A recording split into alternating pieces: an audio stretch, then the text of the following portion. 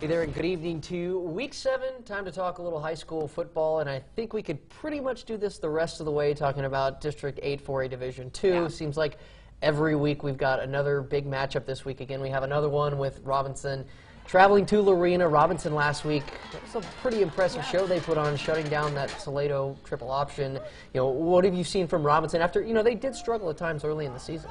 Yeah, well, both of our first years here were last year, and I'd heard Robinson had all this offense, and it was great, and Lorena is always great, and they're so good. And then I get here last year, and it was like not their year. Yeah, and yeah, that's just kind of what I've known of them, and so I didn't quite know what to expect from either one for this season, because I was like, I've heard great things, I saw not so great things, but I know it's there, like what's going to happen. And Lorena was like, this is what's going to happen here, and they just go off. They're super balanced. They had a very close loss last week, and the Rockets go, check this out, and just have a great start. They're playing really good ball. They've got Brady Kay at running back doing things. Jordan Rogers, I've heard, looks real good, so I'm excited to see what he looks like come Friday night. Yeah, I'd like to see if his hair matches up with Jordan Rogers from the SEC Network, because he's got the quarterback position down. So will he be on The Bachelorette? Who knows? I don't know. He's not old enough for that. Yeah. You talked about Lorena, obviously. They're coming off what is a really tough game against a good team